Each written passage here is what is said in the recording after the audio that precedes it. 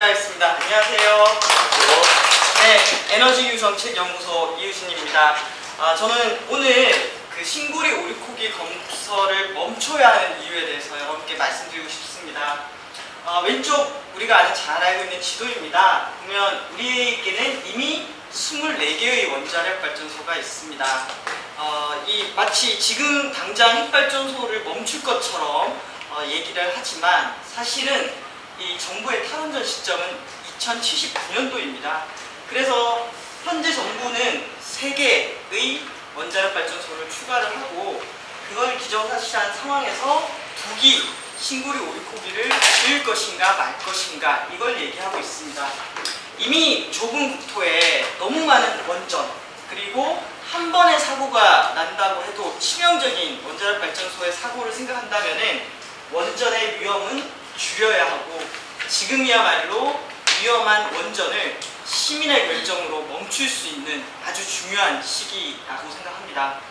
후쿠시마 사고의 교훈을 잊어서는 안 됩니다. 1억 년에 한 번 그 일본의 많은 원자력 전문가들과 원자력 산업계가 절대 사고가 일어나지 않는다. 지진에도 대비할 만큼 우리의 기술력은 최고이고 안전하게 운영하고 있다라고 했지만 후쿠시마 사고를 막지는 못했습니다. 그리고 원전 사고가 발생하는 것은 지진, 쓰나미 또는 인간의 실수라든지 비리라든지 테러라든지 정말 다양한 이유가 있고요. 한번 사고가 난 후쿠시마에서는 원전 3개가 동시에 폭발하면서 현재 피해 복구 비용은 215조를 넘어설 것으로 예측이 됩니다. 자, 이 사진이 보이시나요? 초등학생이었던 오누마 유지 씨는 어렸을 때 이 표어 경진대회에서 자기 지역에 있는 원자력을 자랑스러워하면서 원자력 밝은 미래의 에너지다라는 표어를 썼고 그 표어로 상을 받았습니다. 그리고 유지 씨가 살고 있던 그 마을에는 이렇게 크게 원자력은 밝은 미래의 에너지라는 저희 입간판이 서기도 했죠. 그러면 사고가 났고 이분도 떠나야 했습니다. 그래서 다시 사고 이후에 오랜만에 고향을 찾은 이분이 돌아와서 이렇게 얘기합니다. 원자력은 밝은 미래의 에너지가 아니라 파멸의 에너지였다고. 바로 옆 나라에서 일어난 후쿠시마 사고에서 우리가 무엇을 배워야 할지 생각해야 합니다. 실제 우리는 원자력 발전소 안에서 어떤 일들이 일어나고 있는지 잘 알지 못합니다. 원자력 발전소의 노동자들은 피폭을 감수하고 노동을 하고 있는데요. 2016년도 국정감사에서 알고 봤더니 원자력 발전소의 노동자의 절반 가까이가 협력업체와 비정규직 노동으로 이루어져 있다. 비정규직, 자기의 고용을 안정적으로 보장받지 못하고 있는 상황에서 비숙련 노동자들이 원자력 안에서 일을 하고 있다는 사실, 그리고 용역업체 직원들의 피폭량이 한수원 직원보다 8.8배나 많다는 이런 사실들을 우리는 기억해야 합니다. 그리고 특히 박근혜 정부 시기에 한국 수력 원자력에서 비정규직 비중이 27%나 늘어났습니다.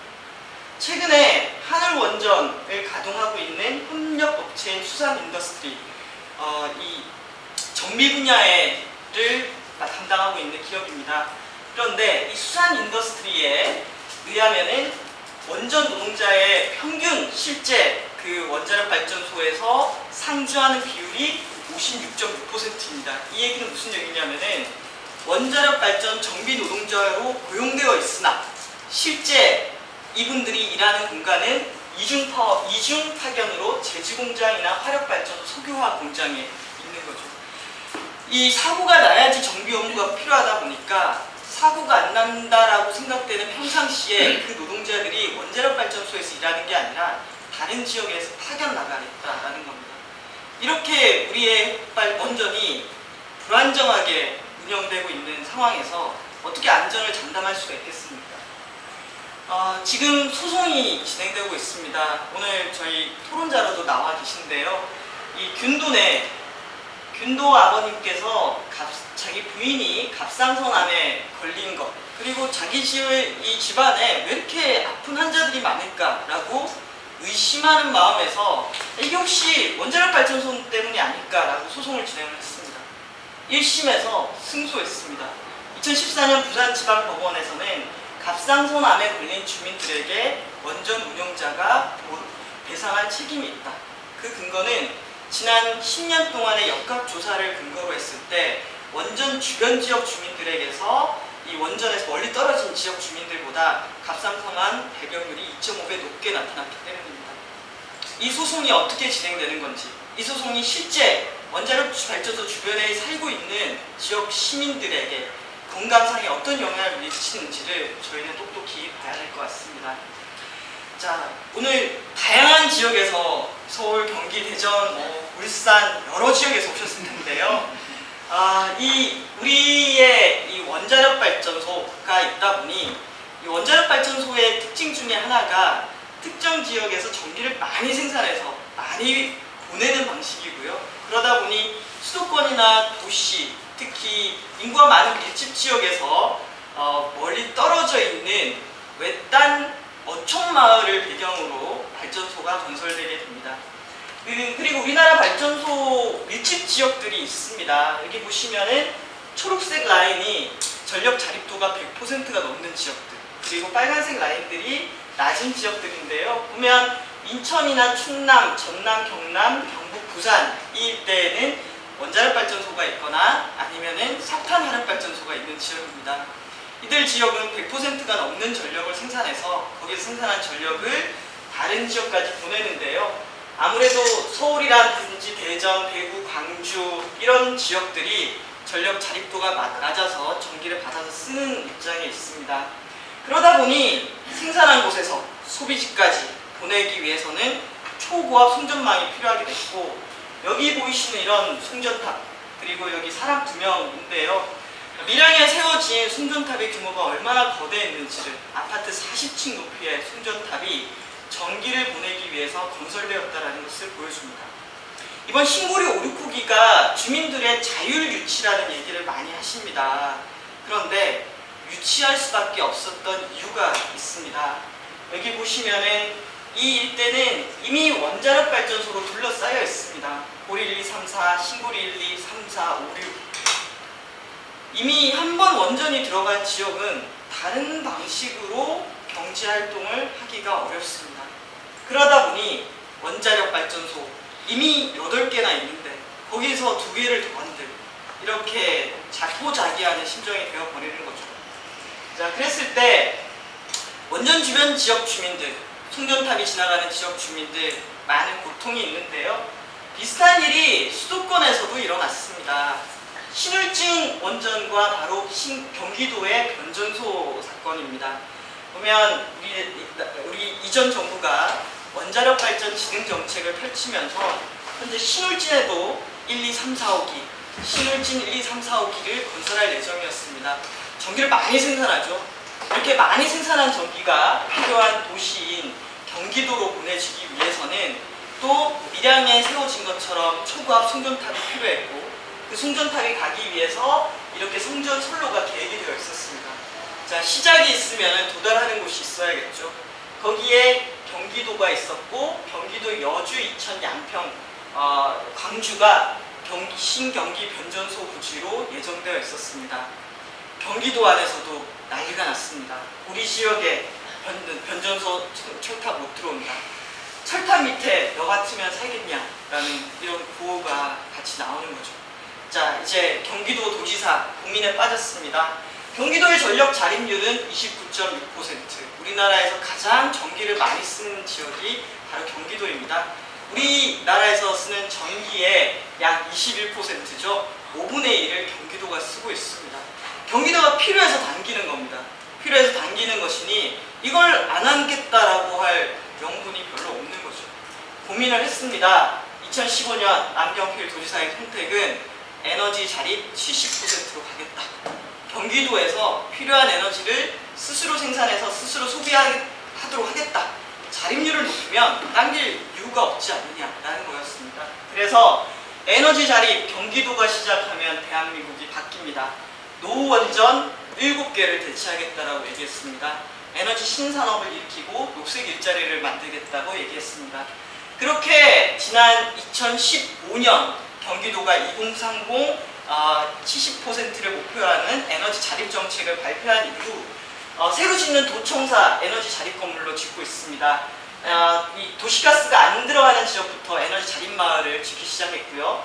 안산의 수상 태양광을 띄웠습니다. 노후된 산단을 그린 리모델링하면서 지붕 위를 태양광으로 덮기 시작했습니다. 그렇게 2013년부터 2015년까지 전력 자립도는 29.6에서 42.2%로 뛰게 되었습니다.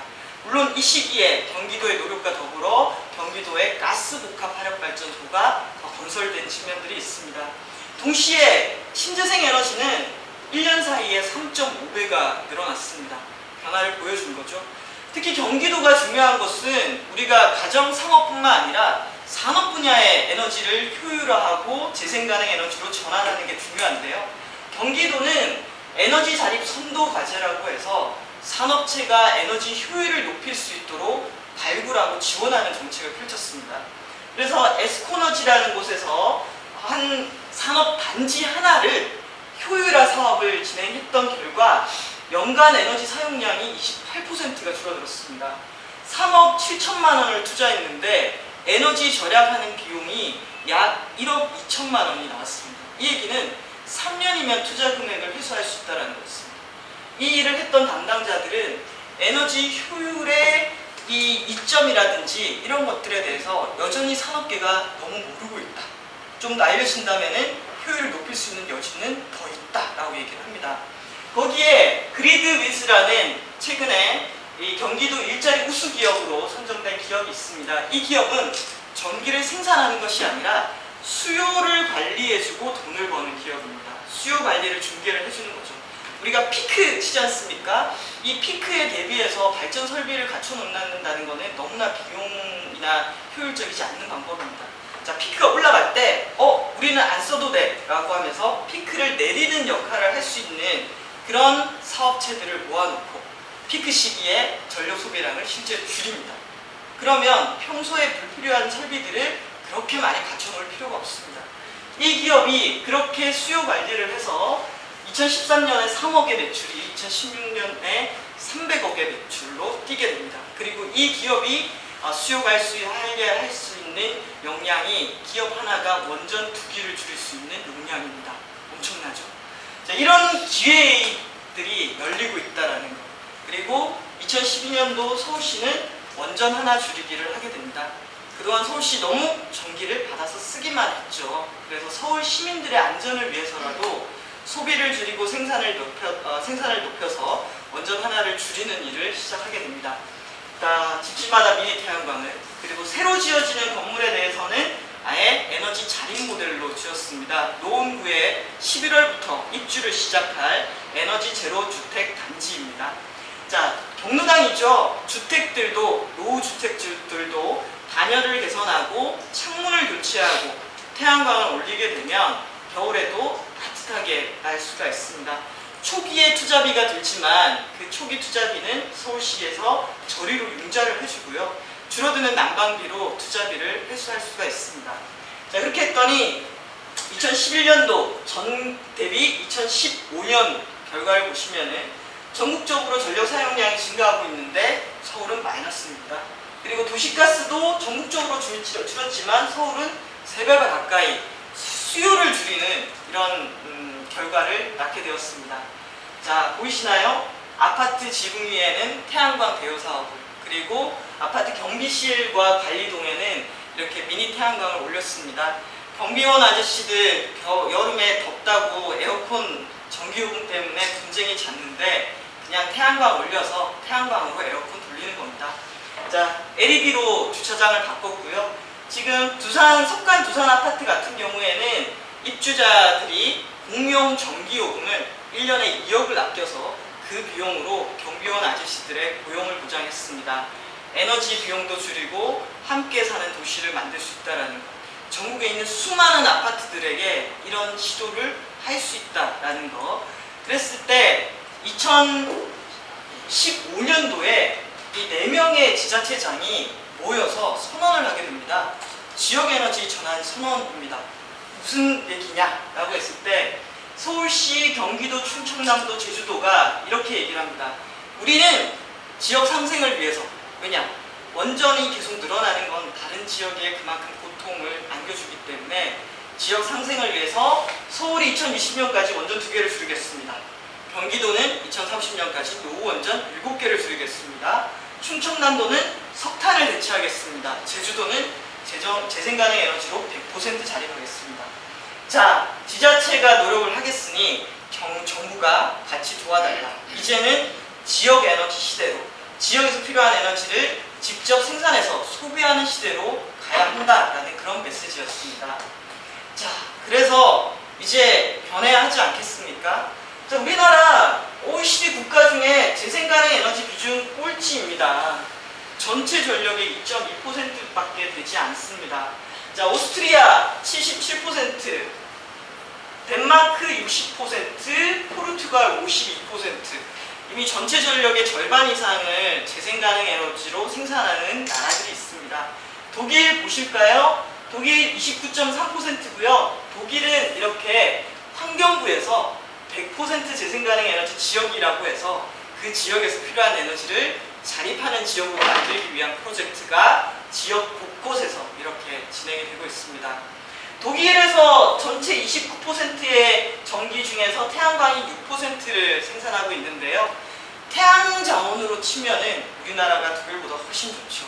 자, 우리나라 2.2%에서 태양광 재생가능 에너지 비중 0.3%입니다. 너무 낮죠.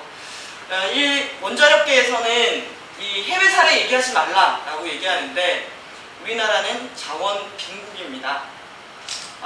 우리가 50년 전에 이제 원자력이 필요해 라고 하면서 원자력에 대해서 육성하고 지원을 했었죠. 자, 이제는 시대가 바뀌었고 이제는 원전이 아니라 재생가능 에너지의 전 세계 흐름을 따라가야 할 때입니다. 자원 빈국이기 때문에 살아남아야 하지 않겠습니까? 투자 상품으로도 재생가능 에너지가 매력적입니다. 지금 루트 에너지가 시민 참여 태양광 했는데요. 지붕 위에 태양광을 설치하는 비용을 시민들이 투자를 해서 태양광을 설치하고 전기 팔아서 얻는 수익을 돌려드리는 겁니다. 지금 이 루트 에너지의 양천 햇빛 공유 발전소는 수익률을 6에서 13%로 보고 있습니다. 시민들이 이제 자기 자산 목록에 재생가능 에너지를 추가하는 그런 시대가 된 거죠. 전 세계 재생가능 에너지 발전 비중 2.2%, 현재 일자리 3만 5천 명의 연간 수출액 5조입니다. 아랍에미리트 이후에 우리 원전 수출한 적 없습니다. 수출해서 수익 거의 벌어들이고 있지 않죠. 거기에 비하면 지금 2.2%인 재생가능 에너지 5조 원, 재생가능 에너지에 투자하는 것이 수출을 확대하고 내수를 만드는 일입니다. 재생가능 에너지는 혁신과 전환의 아이콘입니다. 런던 다리 위, 그리고 일본에 띄운 수상 태양광, 프랑스는 도로를 태양광으로 깔았죠. 그리고 대만의 태양광 스테디움입니다. 부지, 건조 곡물을 이용하고 수상 태양광이라든지 해상 풍력이라든지 다양한 방식으로 활용할 수 있습니다. 원자력 발전소 지어 시작했으면 무조건 끝까지 해야 되는 거 아닙니다. 보시면 77년부터 2016년까지 원전이 건설되다가 중단된 것이 90기나 달합니다. 최근에는 원자력 발전소에 대한 안전 규제가 강화되면서 비용이 높아졌고 그것 때문에 이제 포기하는 원자력 발전소들이 늘어나고 있습니다. 원전의 종주국이라고 했던 미국에서도 시작됐던 발전소, 심지어 5조 가까이 투자한 발전소들을 중단하는 사례가 발생하고 있습니다. 자, 이전에는 아주 단순했습니다. 전기가 필요해? 발전소를 지어서 전기를 만들어. 자, 쓰세요. 라고 송전망을 통해서 보내는 방식이었죠. 그래서 우리가 발전소, 수력, 송전, 배전, 그리고 소비자로서는 가정, 상업, 산업 이렇게 단순했습니다. 그런데 이제 분화되고 있습니다.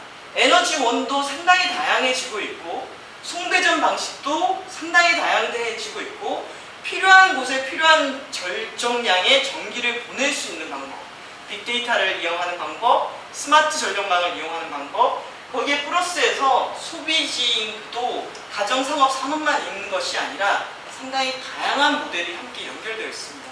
그래서 이렇게 지역에서 오히려 여러 가지 자원들을 통합해서 전기를 생산하고 소비하는 방식으로 분화가 되게 되면 이 과정에서 일자리가 만들어집니다.